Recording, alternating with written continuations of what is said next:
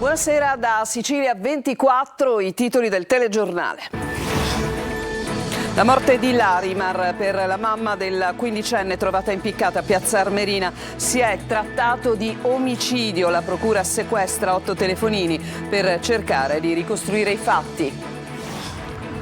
Prima le urla, poi il silenzio. Non si esclude l'ipotesi omicidio per la morte del 77enne trovato in una pozza di sangue nella sua casa a Caltanissetta. Sul cadavere una profonda ferita alla testa. La giunta regionale vara il piano rifiuti, 2 termovalorizzatori a Palermo e Catania, 31 gli impianti di compostaggio.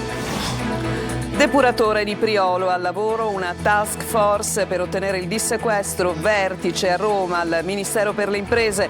Il ministro Urso, la decisione sarà del GIP di Siracusa. Nuove restrizioni nel codice della strada, previsto il ritiro della patente per chi guida col telefonino sotto effetto di alcol o di droga, stretta sui monopattini e multe salate per eccesso di velocità. Calcio, Catania pronto a sfidare l'Avellino al Partenio. Toscano lavora all'11 titolare, la diretta della gara in chiaro su Telecolor.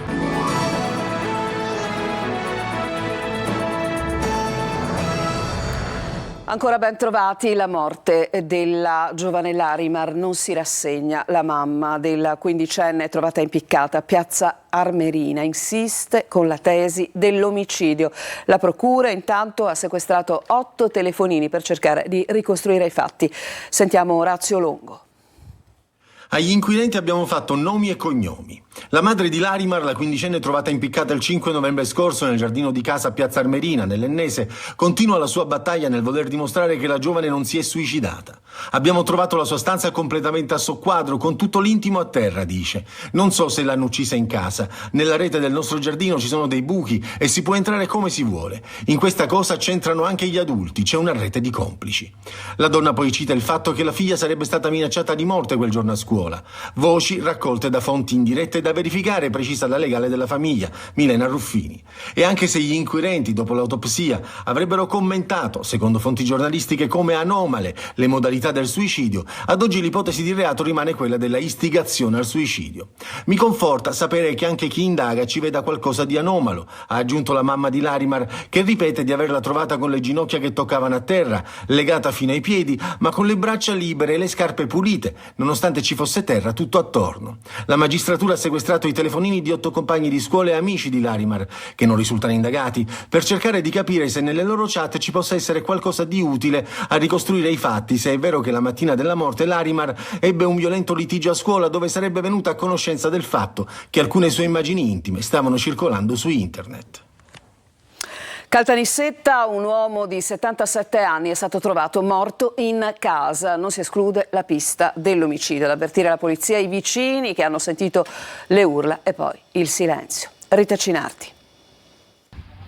Prima le urla, poi all'improvviso un silenzio di tomba fino all'arrivo della polizia. Erano le 5 di mattina quando via Lunetta, strada poco distante dal centro storico di Caltanissetta, è stata percorsa da grida strazianti che hanno risvegliato l'intero quartiere. All'arrivo della polizia un uomo di 77 anni, Ignazio Polizzi, è stato trovato ormai morto, riverso in un lago di sangue con una profonda ferita alla testa. Il corpo dell'uomo presentava dei segni che fin da subito non hanno convinto la polizia. In casa con lui il fratello, la sorella e l'anziana madre, tutti sarebbero già stati sentiti dai poliziotti, ma le loro versioni sarebbero state contrastanti. Ecco perché al momento non si tralascia nessuna ipotesi, compresa quella dell'omicidio, che potrebbe essere maturata all'interno di un clima familiare sempre più teso. Così mormorano anche i vicini di casa, secondo i quali le grida sarebbero state ormai sempre più frequenti. Il PM di turno ha già disposto il sequestro della salma, sulla quale sarà eseguita l'autopsia.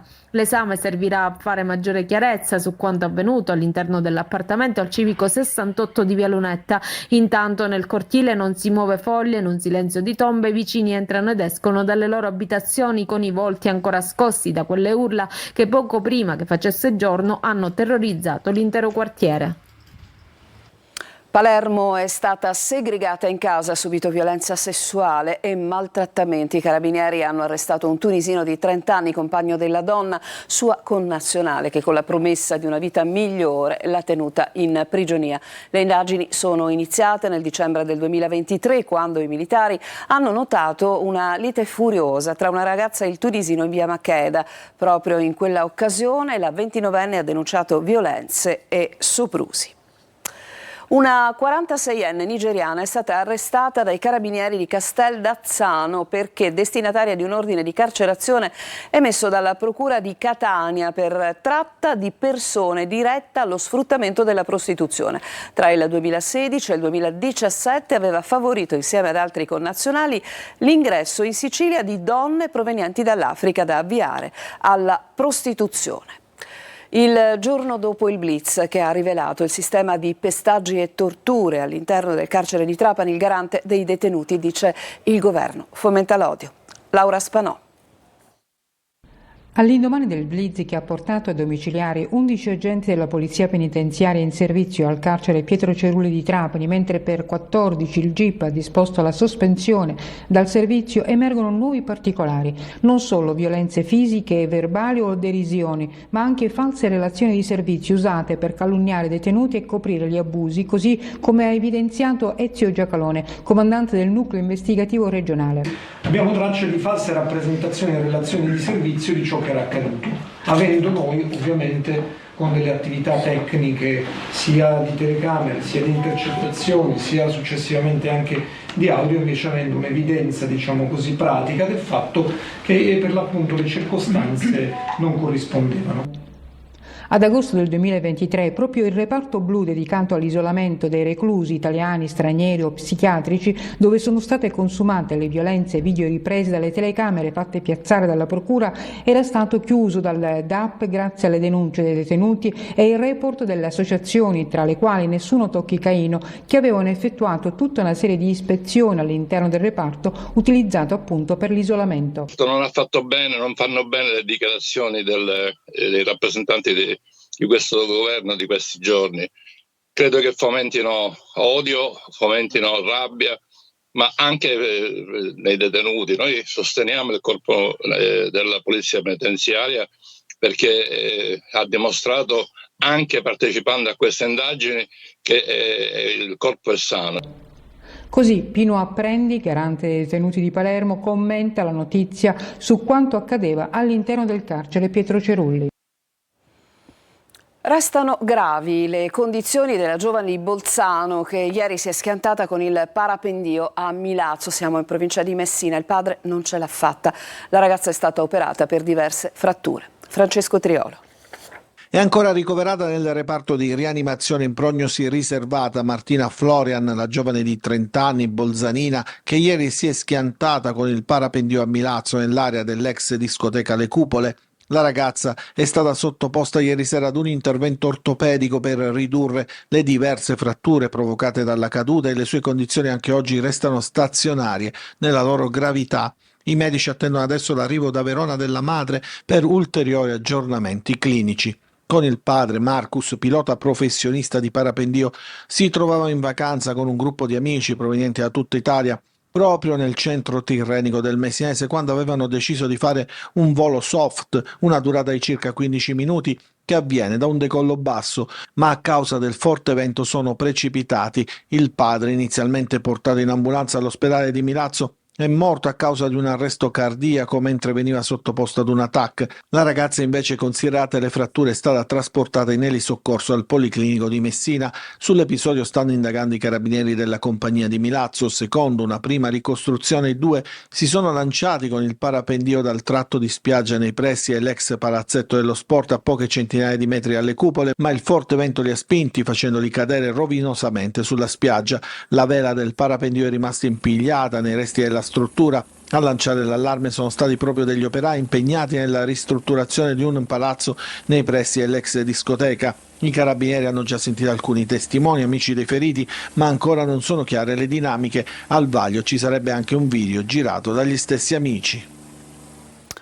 La Giunta regionale vara il piano rifiuti. Tra gli impianti previsti 2 termovalorizzatori a Palermo e Catania. Si eviterà così l'invio dei rifiuti all'estero. Sentiamo Manlio Viola.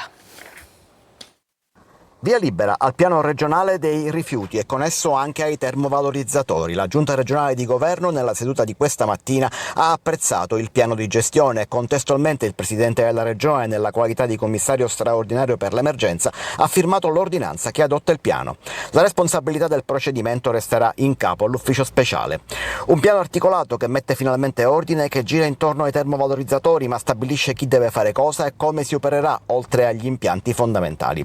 2 termovalorizzatori, uno a Palermo e uno a Catania, 31 impianti di compostaggio, 14 nuovi di cui 6 pubblici, 24 biodigestori, 20 nuovi e 11 pubblici, 16 piattaforme, tutte pubbliche di selezione del recupero per la raffinazione e 11 sono nuove, che sostituiranno e miglioreranno i vecchi impianti di TMB. Tra gli obiettivi del piano ci sono il recupero del 65% dei rifiuti urbani, l'eliminazione dei trasferimenti dei rifiuti fuori regione, la riduzione del 40% dei costi di trattamento rispetto a quelli attuali, con un risparmio di circa 150 milioni di euro ogni anno, e la riduzione del conferimento in discarica, depositando non oltre il 10% di tutti i rifiuti prodotti, rispettando così gli obblighi previsti dalla normativa europea. Il nuovo piano arriva al culmine di un complesso procedimento che ha visto coinvolte l'Assemblea regionale, le autonomie locali, gli operatori d'ambito e ha ottenuto le valutazioni ambientali strategiche dopo lo svolgimento di tutti gli adempimenti istruttori. In ultimo, qualche settimana fa, il parere positivo anche del CGA. Il depuratore di Priolo è stata attivata una task force per cercare appunto di fermare proprio lo stop al depuratore. Sentiamo. Una task force, un'unità operativa di esperti per analizzare gli aggiornamenti sulle emissioni del depuratore IAS di Priolo Gargallo e puntare a ottenere un nuovo pronunciamento del giudice al fine di consentire la prosecuzione delle attività. Lo ha annunciato il ministro delle imprese e del Made in Italy Adolfo Urso. Il governo e la regione siciliana hanno messo in campo ogni sforzo per salvaguardare il distretto chimico di Priolo, ma allo stato attuale solo il GIP di Siracusa, alla luce di nuove evidenze sulle emissioni che oggi risultano in netto miglioramento, può arrestare il processo di chiusura del depuratore. Chiusura che comprometterebbe le attività di importanti aziende chimiche, non solo in ambito locale ma anche in prospettiva nazionale, mettendo a rischio migliaia di posti di lavoro e azzerando un'intera filiera industriale sul territorio siciliano. Così le parole del ministro, intervenuto a un tavolo sul futuro dell'area industriale a cui ha partecipato il presidente della regione siciliana Schifani. Nel corso dell'incontro, i grandi utenti dell'area industriale hanno confermato la capacità di distaccare le proprie attività dal depuratore entro il 2026, avviando così le operazioni sui reflui in autonomia e in piena coerenza con il cronoprogramma e il completamento degli interventi necessari per l'adeguamento degli impianti di trattamento delle acque. ARPA Sicilia sarà incaricata di effettuare un monitoraggio costante e puntuale dei valori emissivi, assicurando trasparenza e rigore scientifico. La Regione segue con la massima attenzione questa vicenda, ha concluso il presidente Schifani. Ci fermiamo per una breve pausa, torniamo tra poco per occuparci delle restrizioni nel nuovo codice della strada. Tra poco.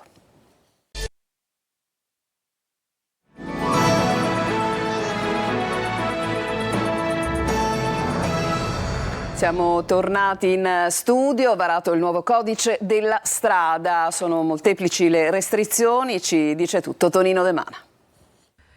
Ritiro della patente per chi guida con il cellulare in mano, ubriaco, drogato, stretta sui monopattini e per chi abbandona animali in strada. Cambia ancora il nuovo codice della strada con norme sempre più stringenti per cercare di mettere un freno alle stragi. Dopo il via libera del Senato, dove il testo della legge delega era rimasto bloccato per mesi, la riforma sta per entrare in vigore, anche se non mancano polemiche tra maggioranza e opposizione e tra le stesse associazioni di categoria, con il Codacons che parla di rischio stangata per gli utenti della strada. Umore nero per i venditori di monopattini, l'obbligo di targa, casco e assicurazione rischia di compromettere le vendite già in calo a tutto vantaggio delle biciclette. A proposito di ciclisti, diventerà obbligatorio per gli automobilisti mantenere in caso di sorpasso una distanza di sicurezza laterale di 1,5 metri. Catanesi che approvano il nuovo codice della strada ma con riserva, visto che tutti puntano il dito sulla mancanza dei controlli. Gente qua in città sono col telefonino che parlano e mettendo a rischio, diciamo,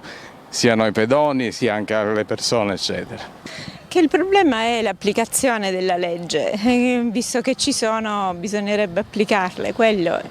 Dovrebbero esserci controlli forse più stringenti, un maggiore controllo appunto per le strade. Per sé e per gli altri sarà comunque opportuno non alzare il gomito, oltre il limite dell'1,5 grammi per litro si rischia un anno di carcere, e non esagerare con la velocità, principale causa, insieme alle distrazioni, degli incidenti mortali. Oggi è la giornata nazionale dell'albero, iniziativa in tutta la Sicilia. La regione dona alberelli di ulivo in tutte le scuole dell'isola. Sentiamo Marco Gullà. Una giornata speciale, se non lo sapevate, oggi è infatti la festa dell'albero e in occasione di questa giornata che si celebra ogni anno la Regione Sicilia ha consegnato oltre 5.000 alberelli di ulivo a tutte le scuole dell'infanzia, primarie e secondarie di primo grado dell'isola. L'assessore regionale all'agricoltura Salvatore Barbagallo ha inoltre piantumato un albero di ulivo insieme agli alunni delle 9 classi di primaria e infanzia dell'Istituto Comprensivo Guastella Landolina di Misilmeri, in provincia di Palermo. Un momento significativo perché vogliamo valorizzare e mettere in evidenza qual è il ruolo del verde e degli alberi. Abbiamo donato a tutte le scuole siciliane un albero di ulivo, segno di pace, ha un significato molto forte e molto importante. Vogliamo che il verde cresca e venga potenziato in tutte le città e sia anche un elemento fondamentale per il territorio agroforestale che trae grande beneficio dalla presenza del verde. Pertanto un momento significativo di festa per le scuole siciliane. A Catania l'iniziativa Alberi per il futuro, che anche quest'anno ha visto il coinvolgimento dei cittadini catanesi impegnati nella piantumazione di alberi che diventano fondamentali in questa era di cambiamento climatico. Una giornata celebrata anche in altre province siciliane con la piantumazione di ulivi e non solo.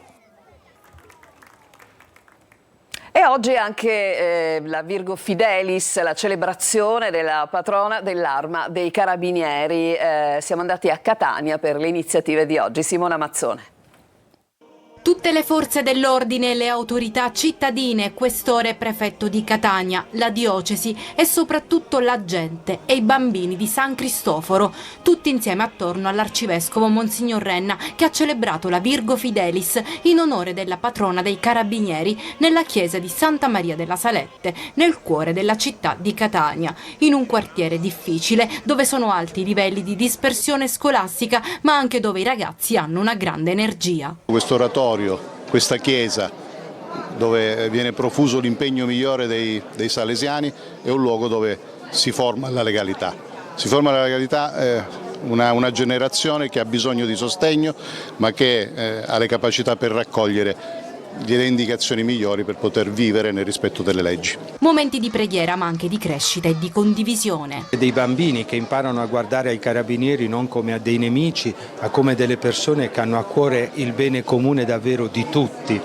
E io credo che nella misura in cui fra le istituzioni e i cittadini si abbattono le distanze, cresce la fiducia, ci si conosce meglio, si conosce i problemi degli uni e anche l'aiuto che possono dare gli altri. L'Arma dei Carabinieri ha donato ai ragazzi dell'oratorio un calcetto balilla, inaugurando insieme la prima partita. Una partita tutti insieme a calcetto, ha vinto la legalità. Come sempre deve vincere la legalità. È bella questa iniziativa, una bella giornata. In contemporanea alla Virgo Fidelis l'Arma dei Carabinieri celebra la 28ª giornata dell'orfano, durante la quale viene offerto sostegno economico e morale ai figli dei caduti. Ci fermiamo ancora e poi il calcio, intanto con il Catania verso Avellino Catania, tra poco.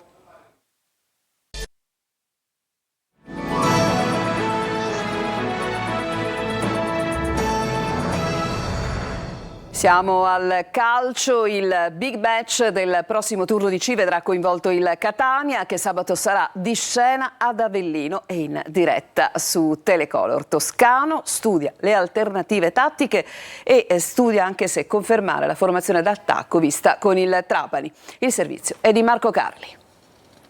Avellino-Catania partita dai tanti temi. La classifica ovviamente prima di tutto, con le due squadre che sono distaccate rispettivamente 6 e 7 punti dalla vetta. C'è ancora più di un girone da giocare, ma è evidente che nessuno vuole perdere terreno. Il match, che sabato verrà trasmesso in diretta e in chiaro su Telecolor con un ampio prepartita che scatta dalle 14, vede di fronte due squadre che vogliono essere protagoniste. Lo dice la storia, ma lo dicono anche le ultime due gare. L'Avellino in vantaggio a Benevento e ripreso solo nel finale. Il Catania avanti con il Trapani e poi capace di portare a casa il successo nonostante il ritorno degli ospiti nel secondo tempo. Può essere anche la partita dei due attaccanti principali, Inglese in gol con il Trapani su super assist di Stoppa e al Partenio potrebbero essere ancora insieme, e Patierno che invece non trova la soddisfazione personale da fine ottobre ma che in questo 2024 ha numeri importanti. E i due tecnici, Biancolino che tranne la frenata delle ultime 3 ha rilanciato le ambizioni irpine, e Toscano che fra i problemi estivi e gli infortuni sta provando a trovare a Catania le stesse componenti che l'hanno portata al successo in altre piazze. In questo girone c'è più intensità, piazze più calde, si respira più aria di calcio. Forse è questa la cosa che è diversa dagli altri gironi. Nella rifinitura la decisione definitiva se riproporre il trequartista o una formazione più coperta. L'Avellino è una squadra che ama verticalizzare, ma la rete del 2-1 del Catania col Trapani è un inno a questo modo di intendere il calcio. Al Partenio sarà autentico big match. Palermo al lavoro per la gara di domenica al Barbera contro la Sampdoria. Marco Gullà. Lavoro e concentrazione. Il Palermo va avanti nella preparazione in vista del match di domenica al Barbera contro la Sampdoria. Da ieri ufficiale l'addio di Fabio Lucioni. Il difensore consensualmente con il club rosanero ha deciso di lasciare. Ma le alternative ad Alessio Dionisi non mancano, anche perché il difensore turco Banica è ormai sulla via del recupero. Dovrebbe essere tra i convocati. I dubbi attanagliano però Dionisi, che deve trovare la medicina giusta per far guarire il Palermo, il cui rendimento, soprattutto in casa, è ancora troppo altalenante. Una sola vittoria negli ultimi mesi, un dato davvero sconfortante. E poi il problema gol. I rosanero segnano poco e hanno difficoltà a concretizzare le occasioni. Contro la Sampdoria potrebbe tornare titolare Brunori con due esterni offensivi, ovvero Insigne e Di Francesco. Palermo-Sampdoria anni fa valeva l'accesso in Champions League, quest'anno invece una vittoria potrebbe rappresentare una sorta di exit strategy dalla crisi. Ed è tutto, Sicilia 24 finisce qui, grazie per averci seguito e a tutti una buona serata.